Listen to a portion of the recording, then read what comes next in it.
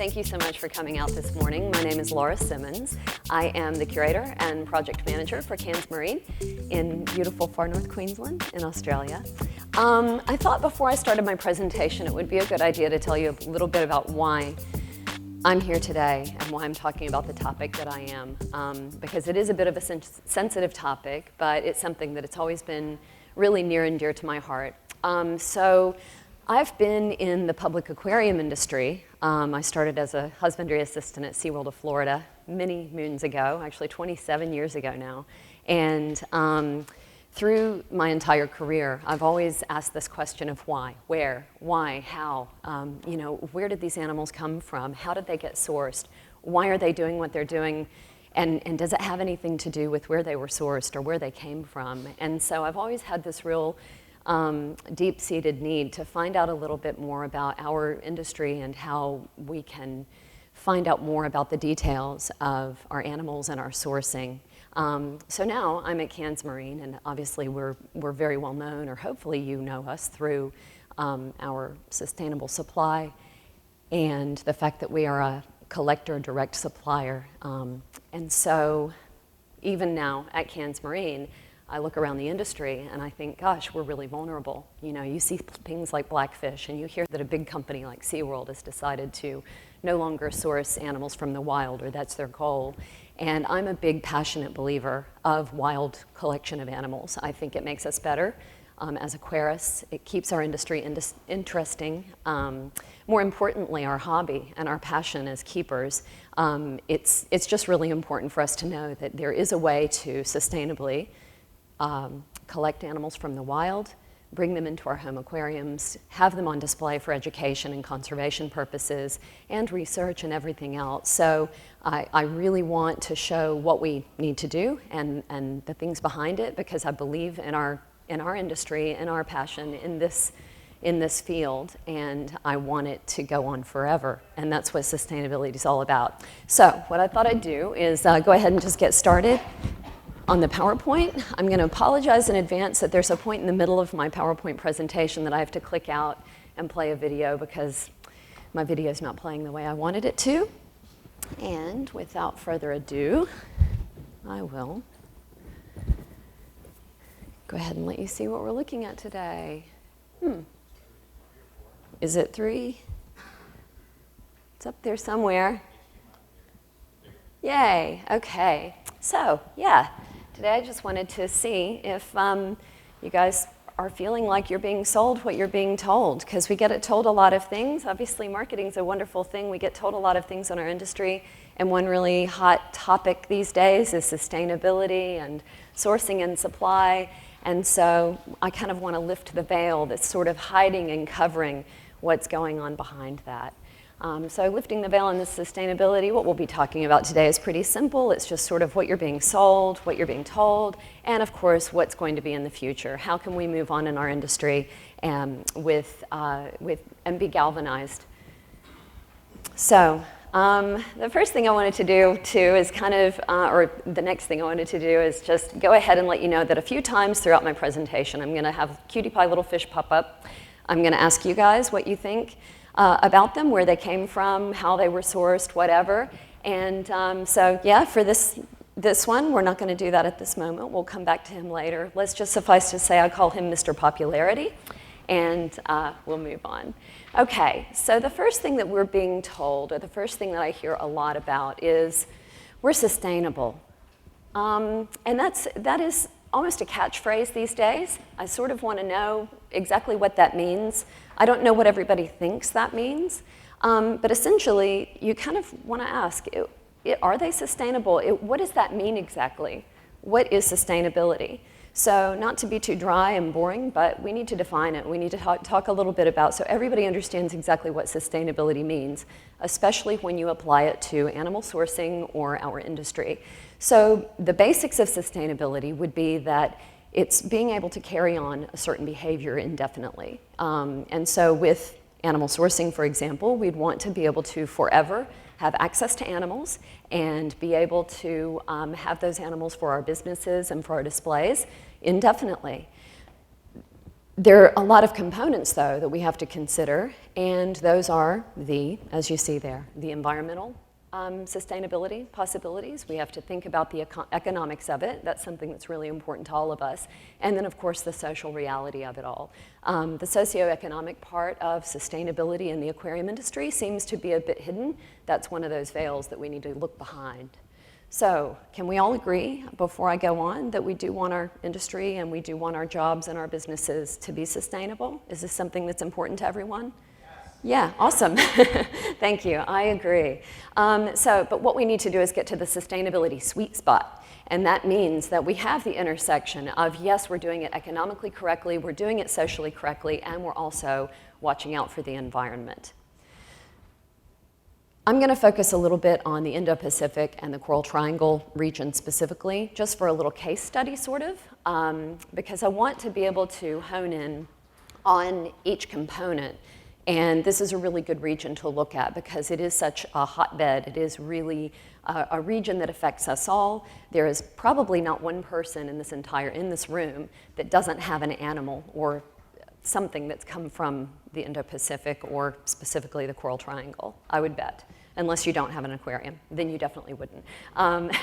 The first component of that little sustainability sweet spot that we're looking for is, the environment.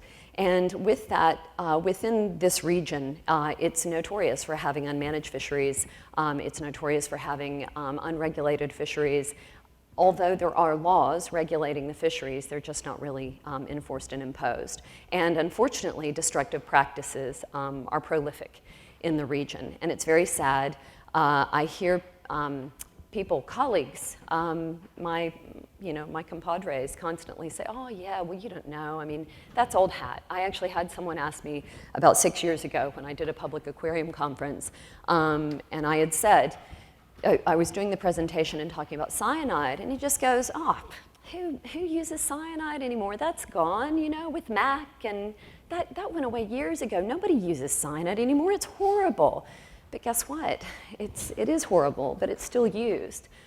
This is not that old. It's from 2012, and it hasn't been updated again. But this is just a review on destructive fishing practices throughout the Indo-Pacific.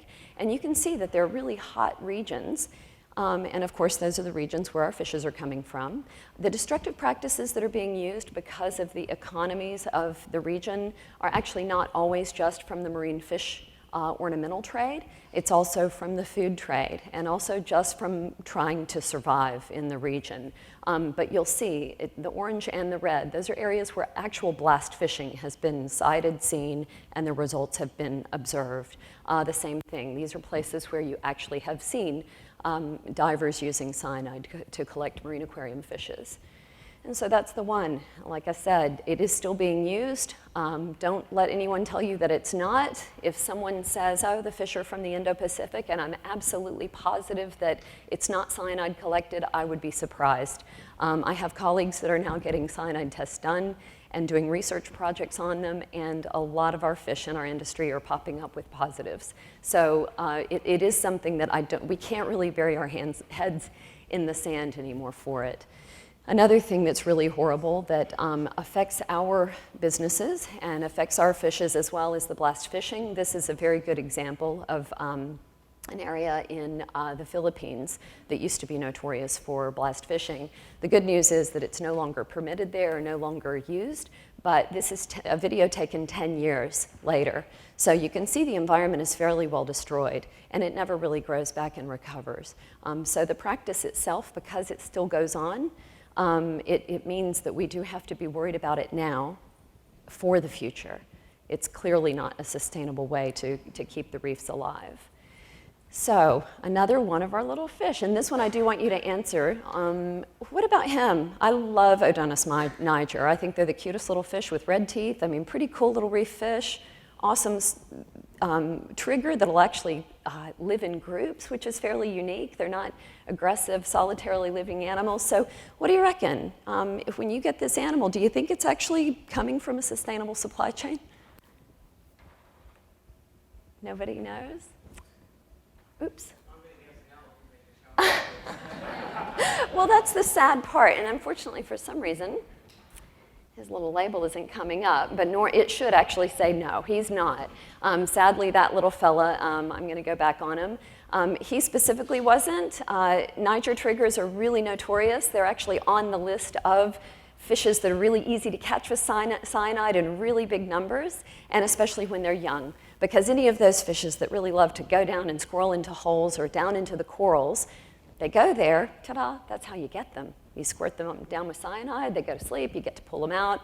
Oftentimes to extract them from that coral when they've been knocked out, you actually have to rip the coral out and shake them out. But anyway, they can be sustainably sourced though. That's the important thing to know, that they do occur in areas where they can be hand collected. They're hard to catch though, so the catch rates are a lot lower. But for the economies of scale, obviously cyanide's a really easy way to get one of these fellas.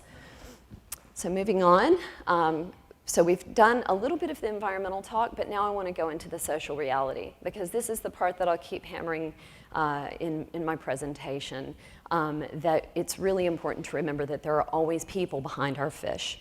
You may hear every fish has a story. That is true, but every fish has a story that goes all the way back to the person that collected them, how they collected them, whether or not they were able to feed their families after collecting those fishes. Did they go away and compressor dive and die young because of it and leave their family to struggle?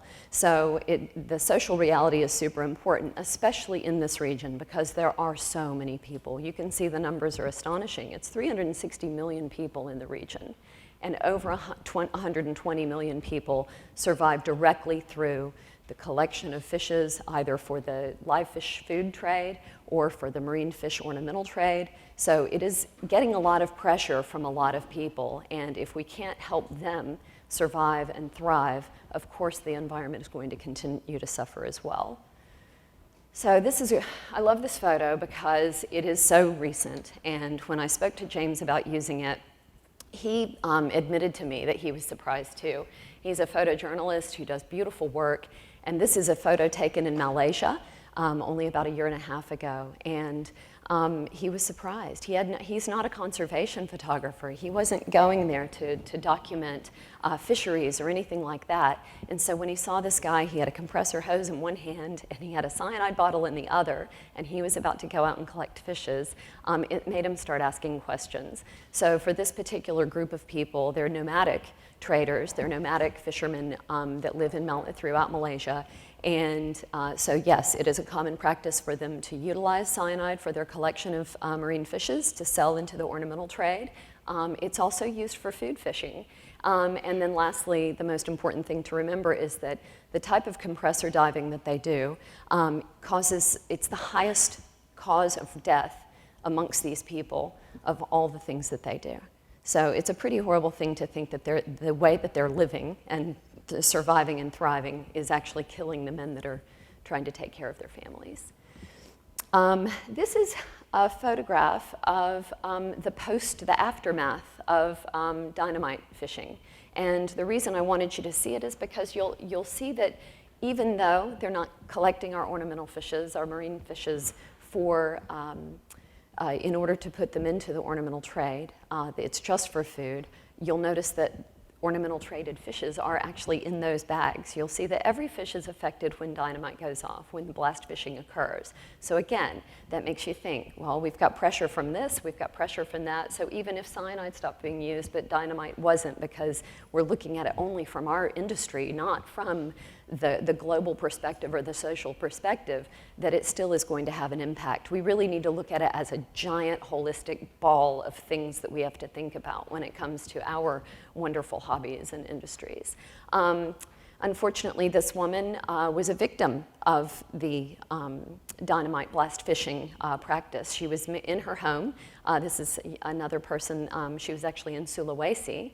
And this photograph was taken many years after she had had an explosion in her home. She was creating the blast materials. She was mixing those inside of her house for her son, who was the fisherman, and it went off. And so she's lost her eyesight in her hands.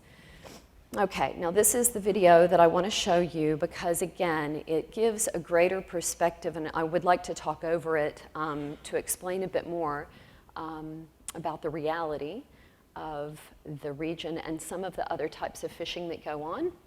And the reason I want to go through the struggle is because it is really cool to understand that this type of fishing that's called muroami fishing, I don't know how to pronounce it correctly, but muroami fishing is quite prevalent. And it is a fishing style that literally casts a wide net, a massive net. Why is that not playing this time? Ah, there we go. Okay, and it doesn't just cast a huge net, it puts the divers at risk. It puts the people using these practices at risk. It's an absolutely stunning video from a film called The Human Planet. And what these people are doing is they are tying off a giant net that they're going to use to scare fishes into a sort of and encircle them. It's quite deep. In the actual film, they're discussing how these nets are having to become bigger and bigger and go deeper and deeper because of the fact that the fish aren't there anymore. There are no longer fish there in the shallows. That line with the white tags on it, the line that they'll be pounding to scare the fishes into the net, that is 1,000 meters long. So it's a really, really long swath. And you can see there, the guys have just ripped up some corals and they're using it to pound and make noises to try to scare the fish into the nets. And again, they're going for these for food. They want to send them into the markets. There are about 45 men working on this job at the moment, ranging in age from 21 up to about 38. And it's a very common cause of death because of the depths they dive, just chomping on a hose. So you can see, lots of fish are collected. Some of the lucky ones are popping out of there. But as you look a little bit more closely, you'll also note that many of the fishes are ornamental fishes. It doesn't really matter what the species is. If they're caught, they go. There is no way to release them. It's not a sustainable way of harvesting fish. And so, yeah, I think it's a really good example of all of the economies that we're talking about here today, that it's not just our fishes that we have to worry about, it's the fact that economically, these people really need to have a way to live. So I'm going to resume the show. Sorry I had to do it that way. Oops, it's not getting bigger. Sorry, everybody. I'm showing that I'm not that technically advanced now, aren't I? Is it going back up? There we go. Okay, and last but not least, let's move on to the economic reality in the area, and that's the part that we really have the most effect on. Economically, some things are going really well. You know, it's a very fecund, it's a very highly productive region. It's really awesome. 85% of all the fish exported everywhere in the world, whether you live in Australia, whether you live in the US, whether you live in the UK and the EU, the fish are coming from this region. And it's just a known fact that the economics are there. And it is hundreds and hundreds of millions of dollars for our industry. It's a really great thing because it is so diverse. There are loads and loads. It's the most diverse area of species diversity in the world. But again, it's got a lot of pressure on it. So going into marine fish economics, 10 million marine fishes are imported into the US each year, 4 million into the UK each year, and that's only 2 of the many countries, over 30 countries that are importing fishes around the globe. So again, 85% of marine fishes are sourced from the Indo-Pacific, and this is a graphic display of showing you where the greatest species diversity is. And you can see it's right there where we want to be. It's right there where we're getting our fishes. And so now I want to talk about Mr. Popularity again, our Chromis viridis. Beautiful fish. Nearly 1 million of them are traded each year. We don't know how many are collected. These are only the ones that are being actually imported. So you can only assume and imagine with some of the collection practices that nobody really has the numbers, unfortunately. In those regions, there's not reporting on collection practices. There's no documentation of what's being collected. So all we know is what's coming in. So obviously, he's pretty popular, really good little guy, imported into over 29 different countries. And of course, he's nice and cheap, cute little thing. And yeah, and they're great. I'm actually surprised. This is one of the things that I've always been shocked by, is from the day I started in the aquarium industry to now, his price hasn't really changed a whole lot. So that kind of shocks me that the economies haven't grown along with our economies. So talking about money, let's look at that. I don't actually have his numbers, but all of the research that I've done shows that on average it's less than a penny for each green chromis that the collector is actually makes for the collection of that fish. And so as you move along the line, you can see that it grows and grows and grows. And these are just examples of very common fish coming out of the Indo-Pacific. And unfortunately, a lot of these are species that are also unsustainably sourced and unsustainably collected. So obviously somebody's making money, just not the people who own those resources. And I want you to remember the people behind it, because it is they who, if they don't change their practices, and if we don't encourage it, nothing's going to change. And that makes the economy, it makes the environment, and it makes the society weak and fail. So, yeah, why would people who survive and thrive in those regions, why in the world would they possibly destroy their own environment? That's where they live, that's where they work, that's how they survive. And the bottom line is, like I've been saying, it's all about the economics of it all. So moving on, we've got another little fishy poo here. Oh, awesome. Love copper band butterfly. But unfortunately, I'm not even going to ask you. I'm just going to, oh, hold on. Why aren't those popping up? I was going to tell you. He has a label. Poor little fella. He's not sustainable. But he could be. He's on reefs all around the world. They're a difficult fish to catch, but they are hand netted regularly. There are places in the Philippines and Australia and some places around the world where you can get them. You just have to ask those questions. So on to our next topic of what is it that we're being told. So we've been talking about sustainability, but another really common thing to hear is about short supply chains. Unfortunately, again, it's subject to interpretation. What do you call a short supply chain? And I'm going to pop down here and talk to you a little bit about it, because you need to sort of know where I'm going with this. So the long supply chain is what would be typical out of the Indo-Pacific. It's, Malaysia, Sri Lanka, any of those areas. There's not a lot of infrastructure where the animals are being collected. So when you look at the structure for what a long supply chain is, you can see that's the reality of most of our business. Over 85% of the fish, as I've said before. A short supply chain is really the only true short and shortest of supply chains would be if you have collector direct supply.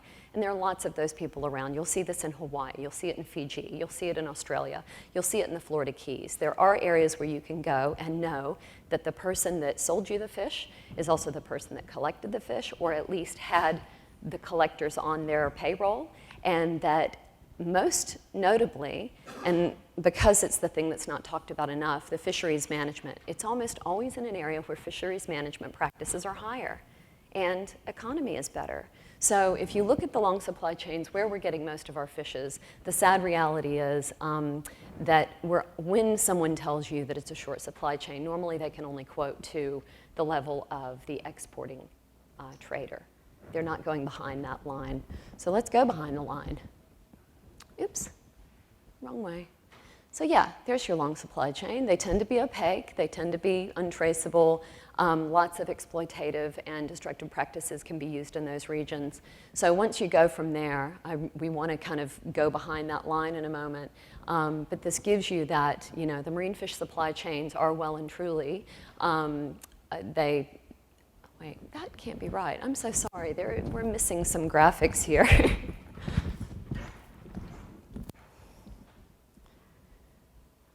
Maybe not. Yeah. So anyway, with the marine fish supply chains, as I keep saying, the things that are common through it, we really need to be able to know what that really means. When somebody says it's a short supply chain, can they tell you who collected the fish? And normally not, and I'll show you why. I like to call this the web of confusion, because we're honing in an area in our favorite region, the Indo-Pacific. We're honing in the Coral Triangle, but we're going even closer in. We're just going to Bali, and specifically only the north face, the northern coast of Bali. And in that region, this is what the supply lines look like. So that's before it even gets to the export wholesaler. These are all the trade levels that you're going through to get there. So if somebody can tell you that you have a short supply chain and that they know exactly where the fish are coming from, I beg to differ. I don't see how you could, because there are lots of fishers out there and they don't work for any one person. Roaming traders go, they pick up all the fish, and then they send them away. So this is the graphic I was hoping to show. I was mixed up on my timing. So essentially what we need to look at is what's hidden behind that line. I want you to go deeper and deeper into the line that I'm talking about is right behind where the export wholesaler is. And these are the people you see again. Again, you've got small villages, small boats, people that are eking out a living and sometimes using destructive practices to get there. These are not people that want to be doing this. They are not people that want to be destroying their environment, but they cannot seem to get a foothold to get more money for the fish that they're collecting. So volumes are the only way for them to survive. So here's another one that we get sold. What do you guys think? Yeah, he's sustainable enough. Not all of them are, again. You never know by looking at them, where they came from, who collected them. Those are the questions you need to ask. Okay, and the last of the things that I wanted to go about what we're being told that we should actually question, and we need to really sort of wonder what's going on behind the scenes, and that is quality. You know, what do we call quality? An animal can be collected sustainably by hand. This is a fisher that was photographed in a village where they did eradicate cyanide fishing, and they started teaching hand collection. So this little guy has some really nice fish in his bag. But of course, you also have villages that are trying to survive on a lot of other economies, and that is, again, a blast fisherman just unloading his fish. You can see the entire family's involved in this operation. But with our aquarium fishes, this is the type of holding they go into initially. So if we're talking about quality of care, you'll often see a nice big facility with shiny filtration and beautiful water quality and things going on behind it, people caring for the fishes. But the reality is there is no infrastructure, there is no electricity. When these people collect their fishes, they initially have to put them into a bag. And their version of water quality is doing a water change every once in a while until the fish get picked up. Sometimes they're collected over a 7-day collecting period, and then they're dropped off at the village station where they all bag them up. And they try to do a really good job, but there's only so much you can do. If they're going to be gang packing a bunch of butterflies, invariably if an animal dies, they just pull those out. They may be able to do a water change, but there's just no infrastructure to support it until you go to the next step in the line. They even have supplies to do some packing, so you can see they're trying to do a really good job because every fish they collect means money for them. But unfortunately, so it's got to be heartbreaking if you know that you could have gotten 5 cents for that butterfly or a penny for that butterfly, and that's the end-all be-all. Yeah, losing that fish is a big deal for them too, but they just don't have the knowledge, the know-how, the education, the infrastructure, any of the supplies that they really need for that. Another nice fish. What do you think about emperor angels? They're all sustainably collected, correct? Aren't they? Not all of them. Sadly, the juveniles, a lot of them are cyanide collected. But this guy wasn't. He was collected by hand with a net. It's a terrible picture, but I love it. I actually got it out of a video. This is a collection video of how that fish was caught, and I love it because it just, you know, hand collection at its best. So what's missing? It's the thing that I keep talking about kind of in the background saying fisheries management, fisheries management. It's a super dry topic, but I love it because it's so important. Without fisheries management, we'll never be able to really make a change in the sustainability of supply. Fisheries management has a few things. When it underpins a fishery, it really has a few things that are all in common. They're usually transparent, traceable supply chains, things like the collector direct supply, where you know the collector in Hawaii came from it's a super managed fishery, and they collected those yellow tangs for you, and then they went directly to some sort of operation where they were exported, but those fish have facilities where they're cared for, and it's a very good environment. So it's really important that you be able to know the sourcing of those animals. So obviously in the Indo-Pacific, as I've talked about before, not very common. The fisheries tend to be less managed, hence you're seeing a trend, low managed fisheries, poor economies, so society isn't really benefiting from their efforts, and then of course on top of it the environment is becoming completely demolished for it. So with so much talk about sustainability, are we really walking the talk, or are we doing the right thing? So we could be if we went to a model of sustainable supply, and again with that, searching for the sweet spot. But where do we go from here? How do we do this? And that is by supporting that transparent, traceable supply chain, which tends to be shorter. It originates here, and we can move it up to there. We have to get from there to there by supporting managed fisheries first. That is really the foundation of everything. And then from there, you see improvements in collection techniques, improvement in economies, improvement in the understanding and the reality of the fishery and understanding environment. It's a really great thing. We want to go away from the cyanide. It's a horrible thing. There is absolutely no reason for it other than just being able to kill a lot of fish or get a lot of fish, kill coral environments.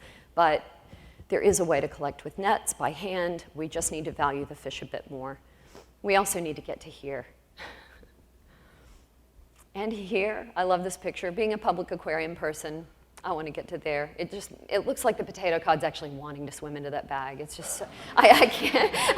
It is well and truly one of my favorite pictures because it's just so cute. He's going, hey, yeah, I want to go home with you. Take me on your boat.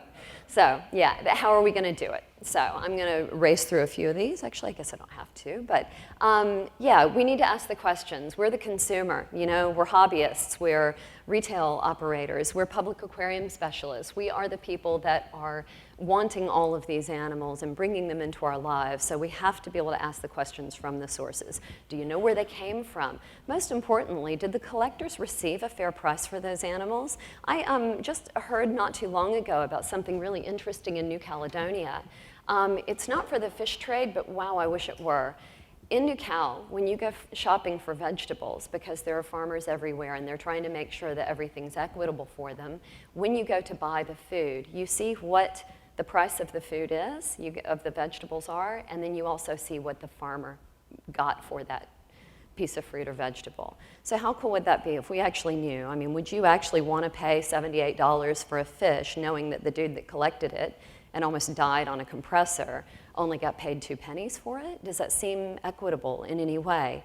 Yes, there's a lot of money that goes across the line, shipping costs and things like that, husbandry, but it just seems that it would be really nice to know that the people who are owning that resource also are benefiting from not over-exploiting it. So again, a lot of the things we have to ask, always ask if they're cyanide sickened. There's no reason not to ask. You know, don't be embarrassed. If somebody says, nah, that's just a myth, it's not a myth, it's happening. There are people out there trying to make it stop. So we've got to stop burying our heads in the sand. We have to realize that it's there. We just need to find a way to say no more. So yeah, fisheries management is the big thing I keep harping on about. It's really the way to start. It's all about, with fisheries management, you get quota management, you get catch rates, you get a lot more infrastructure. Yes, it's difficult, especially in Indonesia and the Philippines, where a lot of our fish are coming from, but there are government issues. Even, believe it or not, the religious implications are quite difficult because the fish in the ocean are considered to be always available and always plentiful. So there are even socio-religious implications as well. But there's got to be a way, if we keep putting a bit more value on our animals, we can't just go, I hear all the time, it's too expensive. Why is it so expensive? And I want to say, wait a minute, why is it so cheap?